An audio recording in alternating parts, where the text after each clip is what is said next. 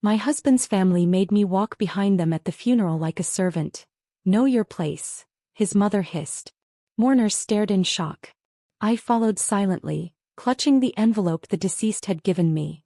The will reading was going to be interesting. The hearse pulled away from the church parking lot, leaving behind a sea of black-clad mourners, and that's when Samantha struck. "You walk behind us," she hissed, her manicured fingers adjusting her designer hat with theatrical precision. "You're not real family." 23 years.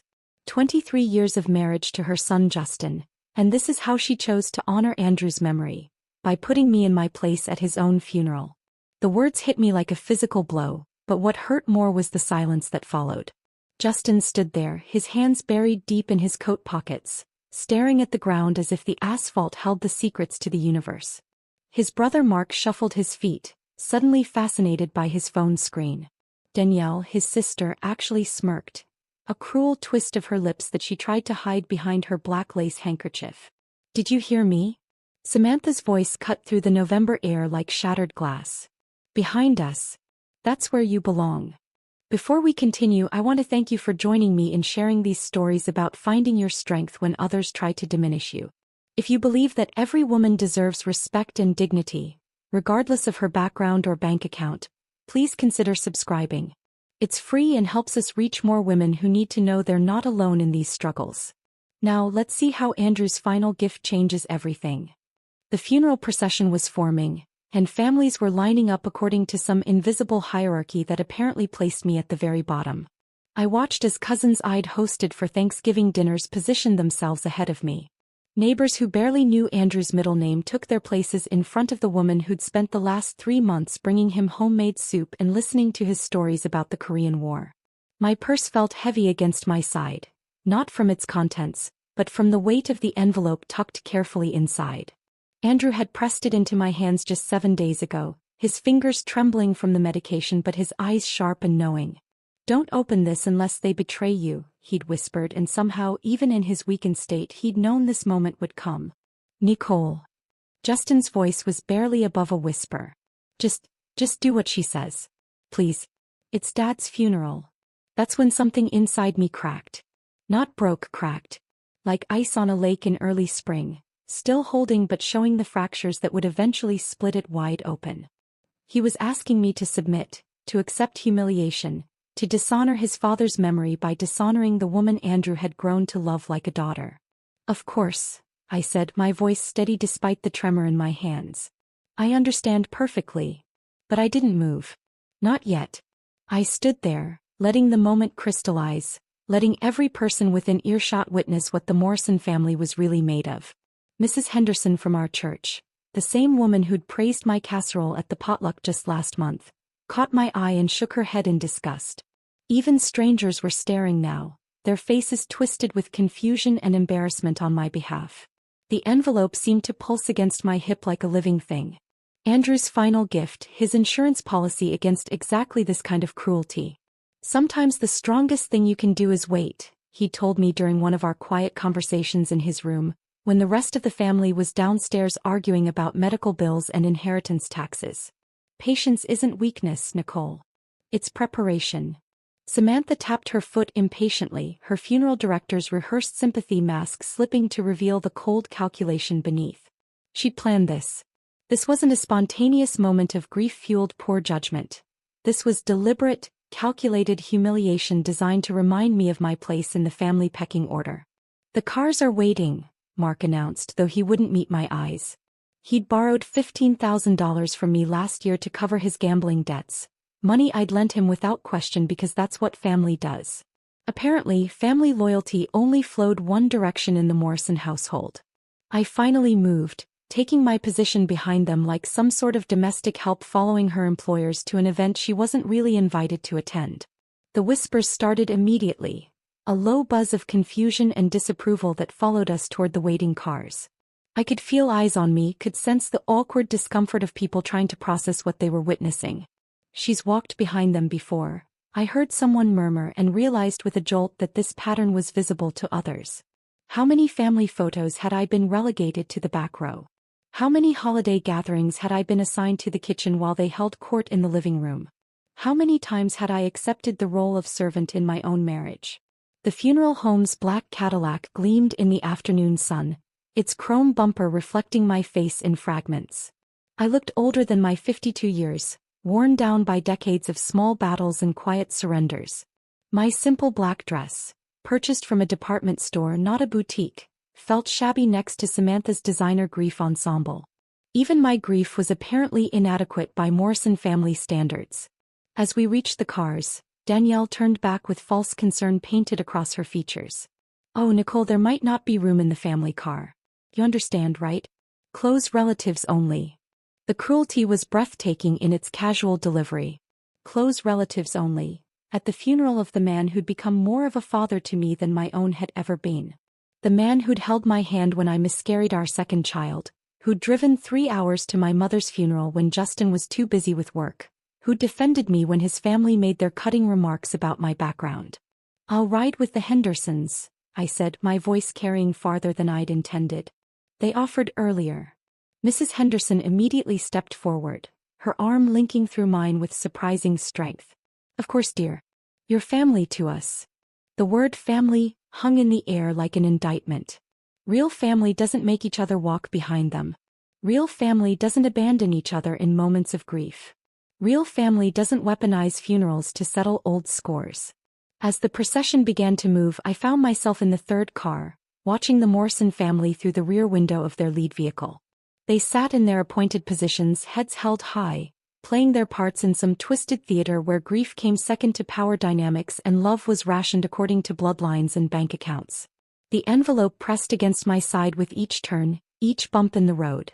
Andrew's voice echoed in my memory. "They'll show you who they really are, Nicole. And when they do, you'll know what to do." I was beginning to understand that walking behind them wasn't my humiliation. It was my liberation. From this position I could see everything they couldn't. The full scope of their cruelty, the complete picture of their dysfunction, the total absence of the values Andrew had tried so hard to instill in them.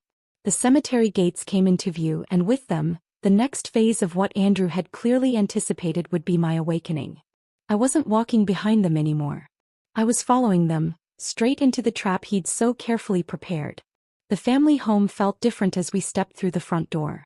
The same mahogany panels, the same crystal chandelier casting fractured light across the foyer, but something fundamental had shifted.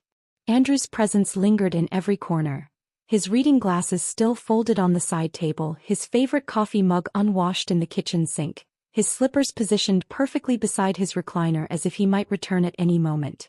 "Everyone in the den," Samantha announced, her authoritative tone cutting through the post-funeral silence. She'd shed her grieving widow performance the moment we'd crossed the threshold, transforming back into the family matriarch who ruled through intimidation and emotional manipulation. The den had always been the seat of Morrison power.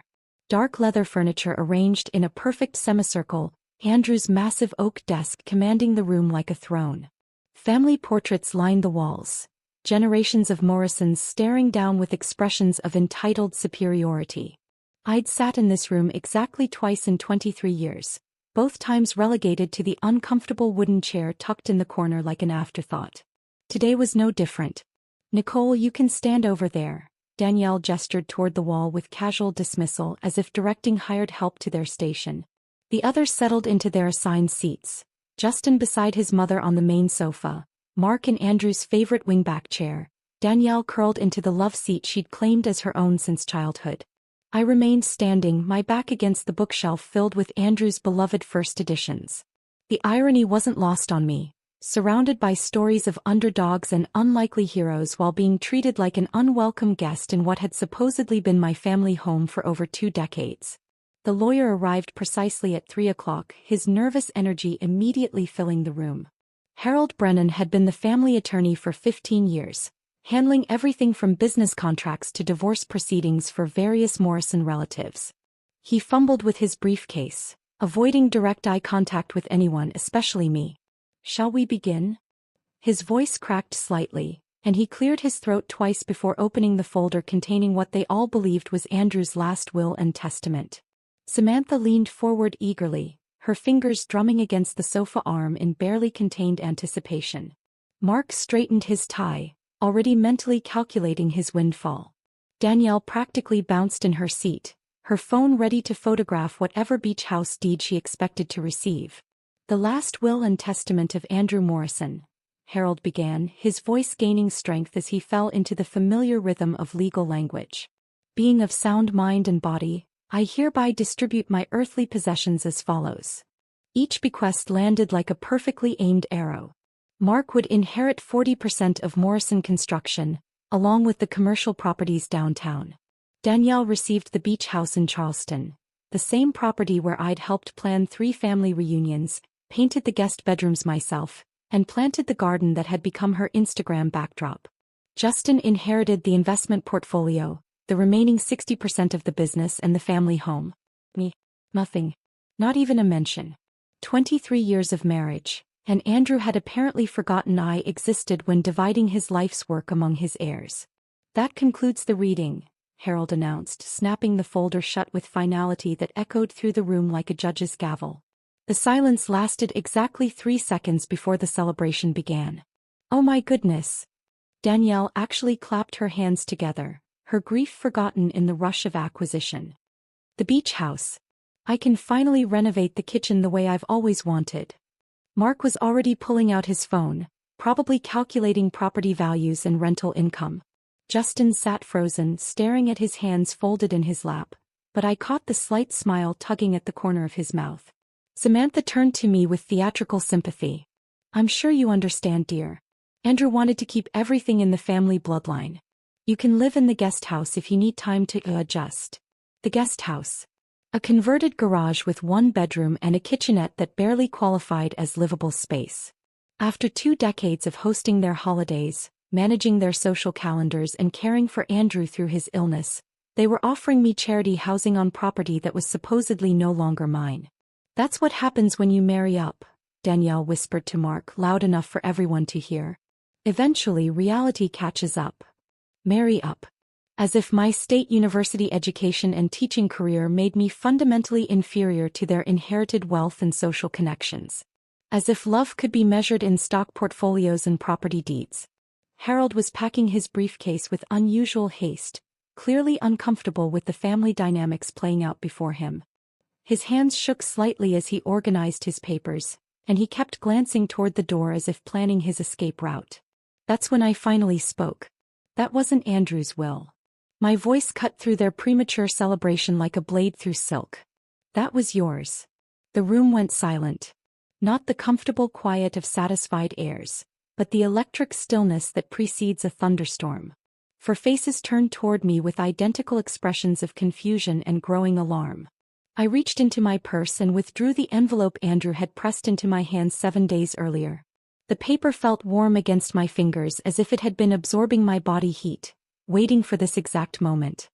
Harold, I believe you need to read this first. My voice remained steady, controlled. 23 years of swallowing insults and accepting dismissal had taught me to mask my emotions perfectly. But inside, something was awakening, a fierce satisfaction that I'd never experienced before. Harold accepted the envelope with trembling fingers. His face went pale as he examined the exterior notarization, the official seals, the date stamp that was clearly more recent than the document he'd just finished reading. This appears to be another will, he stammered, his professional composure cracking completely. Andrew's real will, I corrected gently. The one he actually signed. Read it. Justin found his voice first. Nicole, what is this? Some kind of joke. But Harold was already opening the envelope, his eyes scanning the contents rapidly. His face went from pale to ashen as he read, his hands now shaking visibly. This is highly irregular, he managed. This document appears to be legitimate, and it's dated 3 weeks ago. It supersedes the previous will entirely. Read it, Samantha demanded, her voice sharp with growing panic. Harold cleared his throat, his professional training warring with obvious personal discomfort. The last will and testament of Andrew Morrison, dated. He paused, glancing at the fraudulent document still lying on the coffee table. This is dated after the will I just read. The implications hung in the air like smoke from a fire that was just beginning to catch. According to this document, Harold continued, his voice barely above a whisper, Andrew Morrison leaves his entire estate to his daughter-in-law Nicole Morrison with the following note. If this document is not read first, my family has committed fraud. Hold them accountable. The words hit the room like a physical force. Danielle gasped. Mark's phone clattered to the floor. Justin stared at me as if seeing me for the first time in our entire marriage. But it was Samantha's reaction that told me everything I needed to know. No shock. No confusion. Just cold, calculating fury, the expression of someone whose carefully laid plans had just been exposed. Andrew had known. He'd known exactly what they would try to do, and he'd prepared accordingly. The game had just begun. The silence stretched like a taut wire ready to snap. Samantha's mouth opened and closed twice before she managed to form words, her usual commanding presence dissolving into something brittle and desperate. That's fake, she declared, but her voice lacked conviction. The woman who had terrorized family gatherings for decades now sounded like a child caught in an obvious lie. Andrew was. He was confused toward the end. The medication made him paranoid. But even as she spoke, I could see the cracks forming in her facade. Her perfectly manicured fingers trembled as she reached for her water glass, and the calculated composure that had been her weapon for so long was crumbling in real time. So is your smile, I replied, reaching into my purse once more. The second envelope emerged slowly, deliberately. Inside was a small flash drive. Nothing dramatic, just a simple piece of technology that contained the power to destroy everything they thought they knew about their carefully constructed world. Mark shifted uncomfortably in Andrew's chair, his face cycling through confusion, fear, and something that looked almost like relief. Nicole, what are you doing? This is insane. Is it? I held the flash drive between my thumb and forefinger, letting the afternoon light catch its metallic surface. Andrew always said the truth has a way of revealing itself. He just needed to make sure it had the right platform. Danielle had stopped pacing and was now pressed against the far wall, her earlier excitement about the beach house completely forgotten. You're scaring me, she whispered, though whether she was addressing me or the situation in general wasn't clear. Harold's laptop sat open on the coffee table, its screen casting a blue glow across the darkening room. His hands shook as he accepted the flash drive, and I noticed sweat beading on his forehead despite the cool temperature. I don't think this is appropriate, he stammered. Perhaps we should schedule another meeting when everyone has had time to process. Play it, I interrupted gently. Andrew specifically requested that if his original will wasn't honored, this recording should be viewed immediately. It's all part of his final wishes. The lawyer's face went through several color changes as he processed the implications.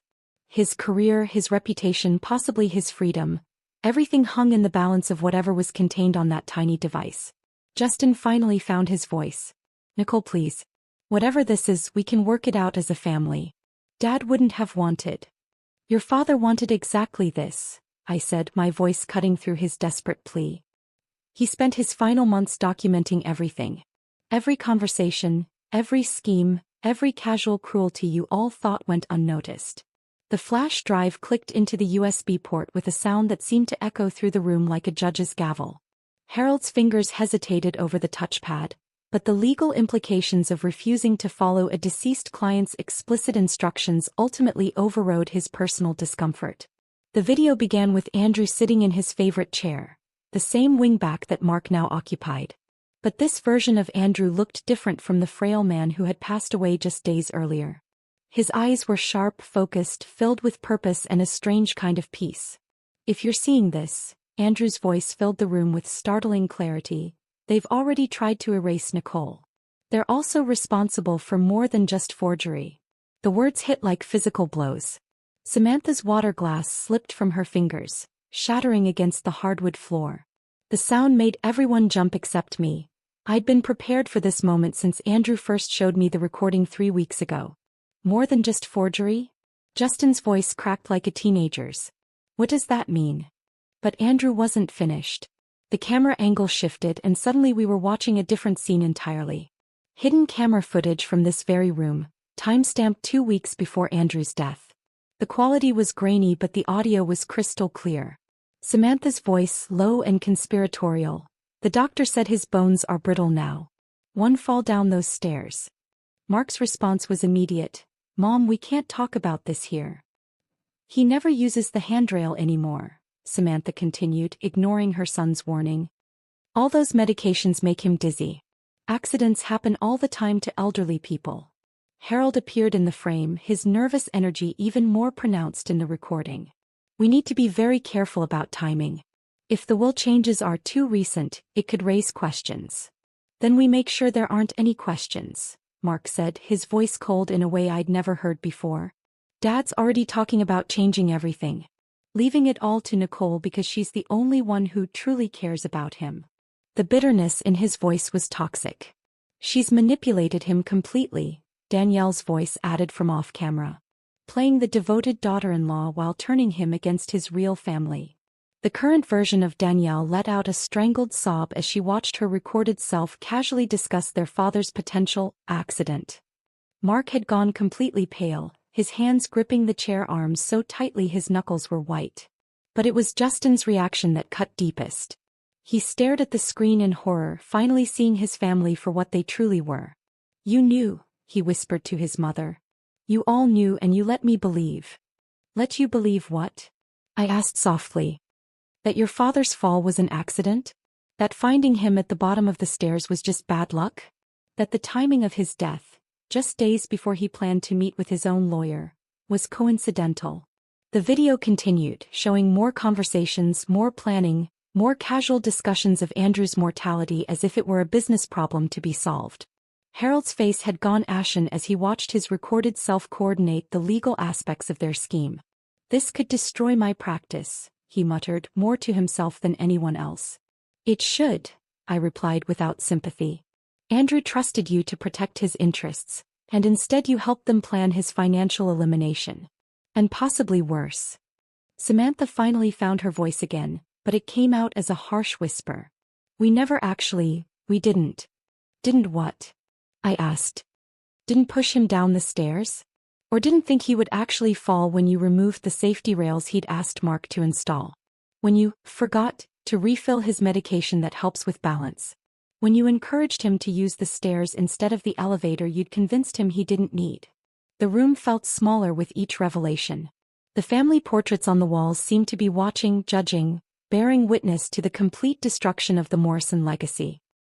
"He documented everything," I continued, letting the silence build between each word. "Every small cruelty, every calculated risk you put him in, every conversation you thought was private. Andrew may have been old, but he wasn't foolish. He knew exactly what you were capable of." Justin stood abruptly, knocking over his chair. "I didn't know," he said desperately. "I swear to you, Nicole, I didn't know they were planning any of this. But the damage was done. Whether he had actively participated or simply chosen to remain willfully blind, the result was the same. His father was dead, and his family had orchestrated every aspect of that death, from the financial arrangements to the physical circumstances that made it possible." The video finally ended, leaving us in a silence so complete that the ticking of Andrew's antique clock sounded like thunder. For people who had entered this room as grieving family members now sat exposed as conspirators in an elderly man's death. And I was no longer the woman they had forced to walk behind them at the funeral. I was the woman who held all the evidence. The aftermath of the video left the room in a state of suspended chaos. Samantha was the first to recover, her survival instincts kicking in with the desperation of someone watching their entire world crumble.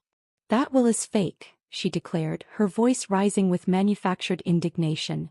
"Andrew was completely out of his mind those last few months. Anyone could have coerced him into signing anything." Mark nodded frantically, grasping at the lifeline his mother had thrown. "The medication made him paranoid. He was seeing conspiracies everywhere. You took advantage of a sick old man." "We can contest this," Danielle added, her voice shrill with panic. "No court will honor a document signed by someone in his condition." I listened to their desperate protestations while walking slowly to Andrew's wingback chair. The same chair where he'd shared his plans with me during those quiet evening conversations they'd never bothered to interrupt. The leather still held the faint scent of his cologne, and as I settled into its familiar embrace, I felt his presence surrounding me like armor. "You're all absolutely right," I said calmly, reaching for the glass of water Harold had poured earlier. Andrew was definitely not in his right mind those last few months. Their faces brightened with premature hope, thinking I was about to validate their claims. He was angry, I continued, taking a small sip. Hurt. Disappointed in the family he'd worked his entire life to build. But his mind, sharp as ever. Harold shuffled through his papers with increasing agitation. Mrs. Morrison, these are very serious allegations. If there's any question about your father-in-law's mental capacity when he signed this document. There isn't, I interrupted gently. Because the will you're also concerned about? It's completely irrelevant. The confusion on their faces was almost comical. Justin leaned forward, his brow furrowed. What do you mean irrelevant? I reached into my purse and withdrew a thick manila folder, placing it on the coffee table with deliberate care. I mean that Andrew transferred all the major assets to me years ago. The house, the investments, the company shares. Everything you just heard Harold read out. None of it belonged to Andrew at the time of his death. The silence that followed was deafening. Mark's face cycled through confusion, disbelief, and growing horror as the implications sank in. That's impossible, Samantha whispered. We would have known. There would have been paperwork, legal documents. There were, I said, opening the folder to reveal neat stacks of bank statements, transfer documents, and legal filings. Lots of them. All properly filed, all completely legitimate, all dating back several years. Harold reached for the folder with trembling hands, his professional training warring with personal dread. As he examined the documents, his face went through several color changes before settling on a sickly gray. These appear to be authentic, he managed. The transfers are dated, going back 5 years. 5 years, I repeated, letting the words sink in. Andrew started moving assets into my name the same week Samantha told him I was just a gold digger who married up. I pulled out a specific document showing them the date. This house transfer, completed the day after Mark borrowed $50,000 for his gambling debts and never said thank you. Danielle sank into the love seat, her face pale. But nobody told us. Nobody told you because nobody needed to tell you, I explained. You assumed Andrew would always be there to bail you out, fund your lifestyles, and clean up your messes. He let you assume that while quietly ensuring you could never hurt him, or me financially. Justin stood abruptly, knocking over a side table in his agitation. You manipulated him. You isolated him from his family and turned him against us. The accusation hung in the air like poison. After 23 years of marriage, after all the evidence of his family's cruelty, Justin was still ready to blame me rather than face the truth about the people he'd defended for so long. Did I asked, my voice deadly calm. Let me show you something. I reached for another section of the folder, withdrawing a chronological list that Andrew had helped me prepare months earlier. Every asset transfer is dated to correspond with a specific incident. Shall we review them together? I slid the list across to Justin, watching his face as he read. January 15, 2020. The day you started your affair with Rebecca. Andrew transferred the first block of company shares to my name that afternoon. Justin's face went white. How did he? March 3, 2021. The day Samantha told Andrew I was an embarrassment to the family name at the charity gala. He moved the investment portfolio the next morning. Samantha's mouth opened and closed wordlessly. Should I continue? I asked. Because there are dozens of entries here. Every cruel comment, every dismissive gesture, every time you made it clear I wasn't really family. Andrew documented it all and responded accordingly. Mark grabbed the list, scanning it frantically. His name appeared repeatedly. Unpaid loans, broken promises, casual insults directed at me that he'd thought went unnoticed. June 12, 2022, I read aloud. The day Mark called me the help in front of the Patterson family at the country club. Andrew transferred the beach house deed that evening. I was joking, Mark protested weakly. Were you? I stood up, moving to Andrew's desk where another folder waited.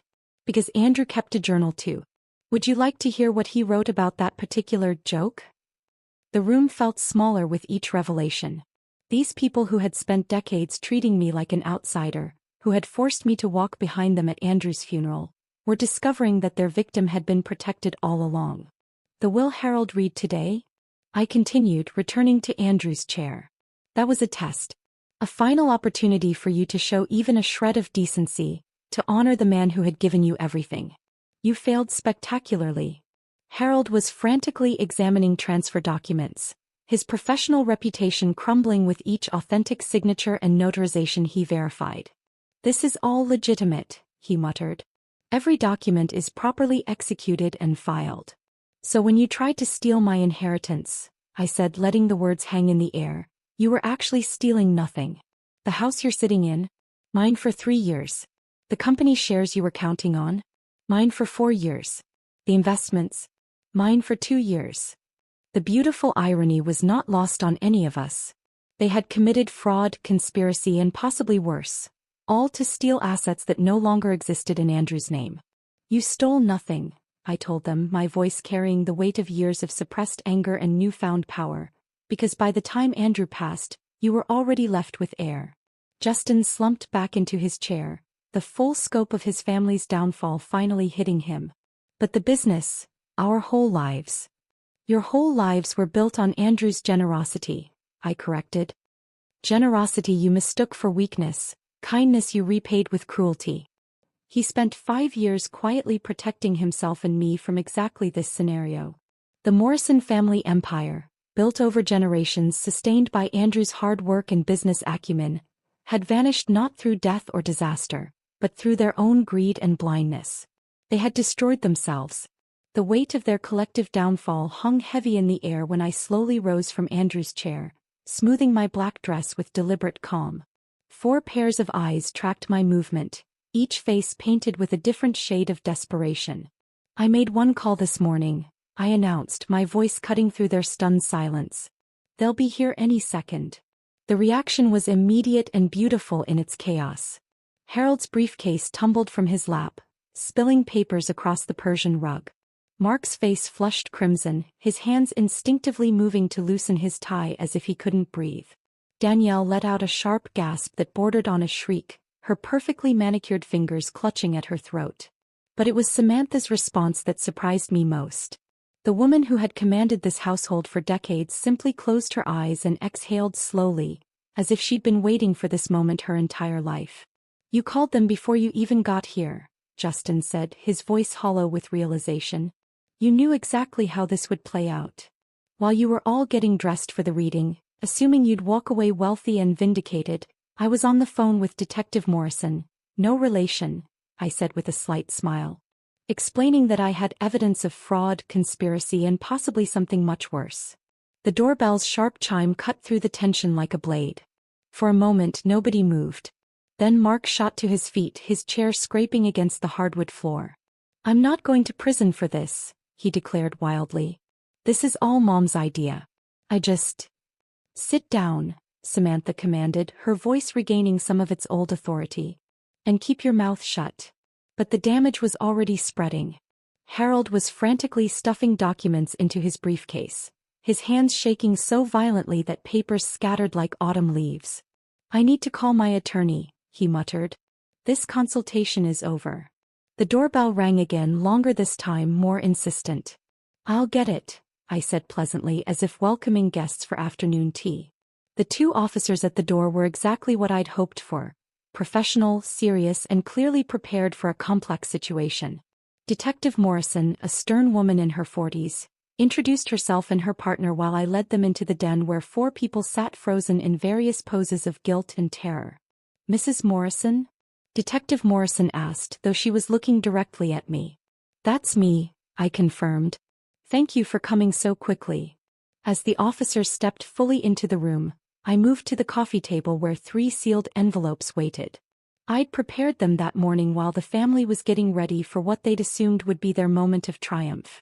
Before we discuss the fraud and conspiracy charges, I said, placing my hand on the envelopes, I have some personal items to return.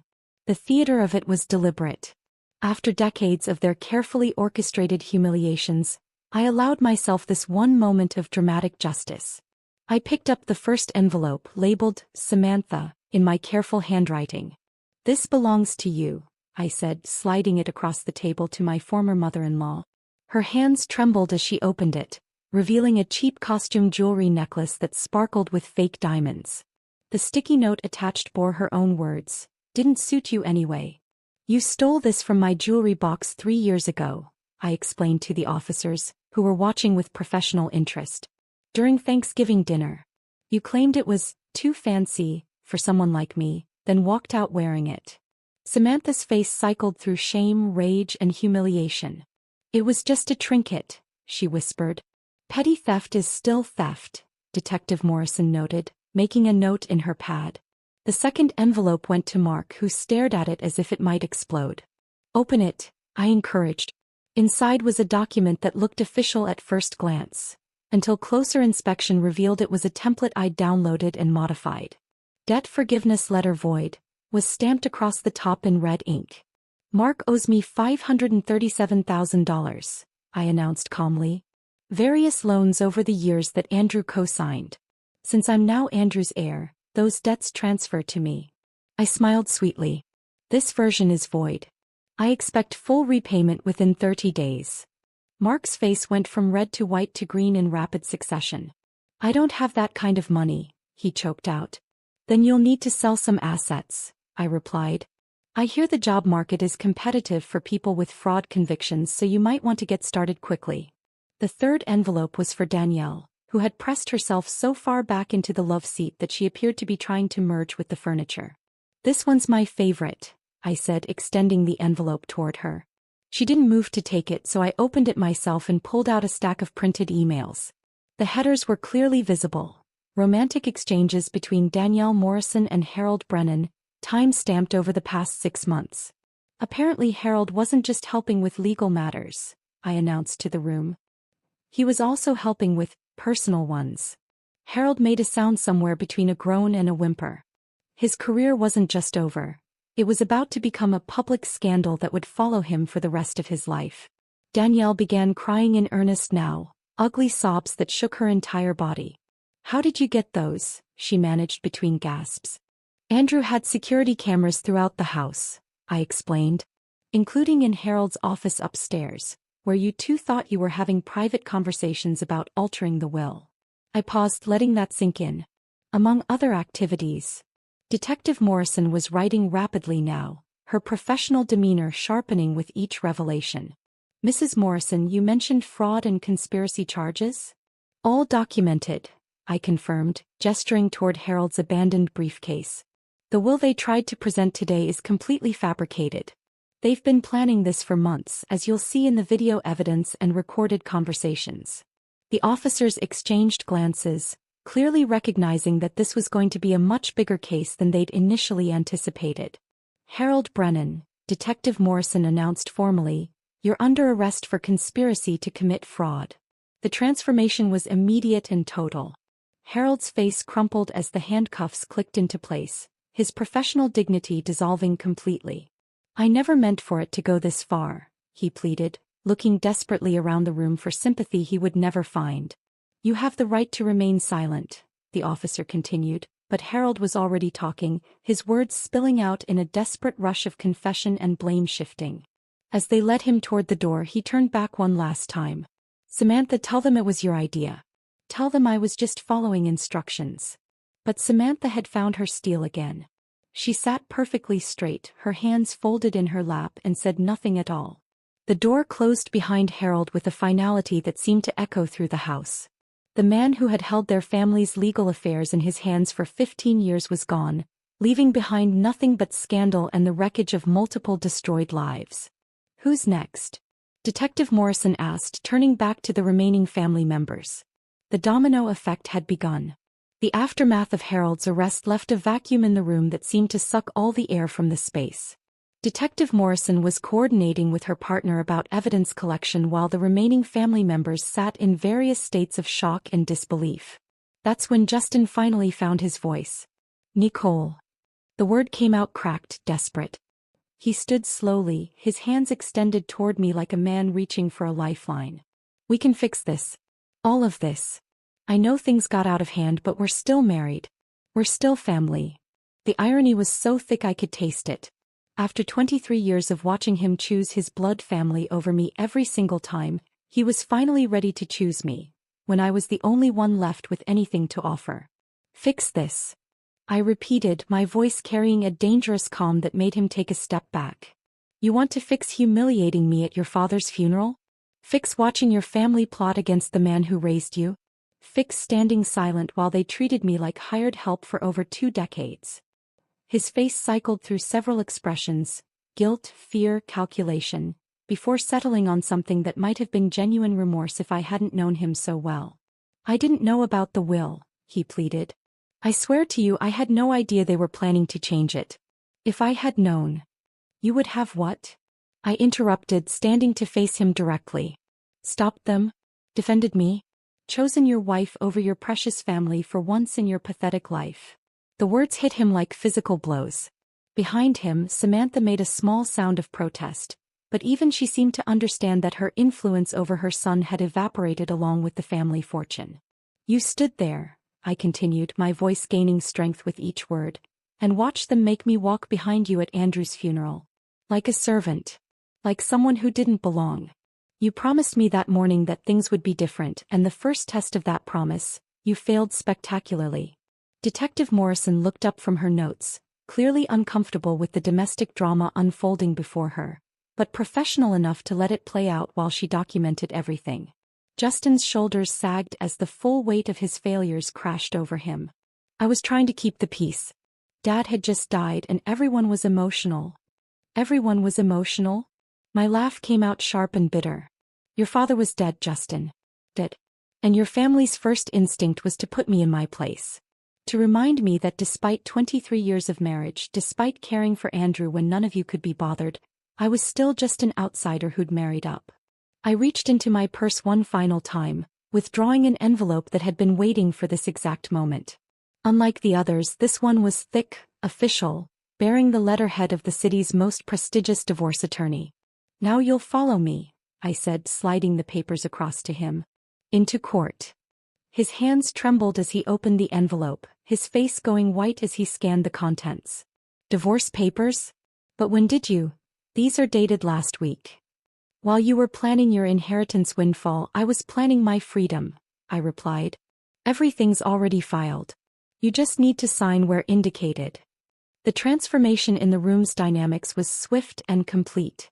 Samantha, who had spent decades orchestrating family decisions from her position of power, now sat diminished and silent.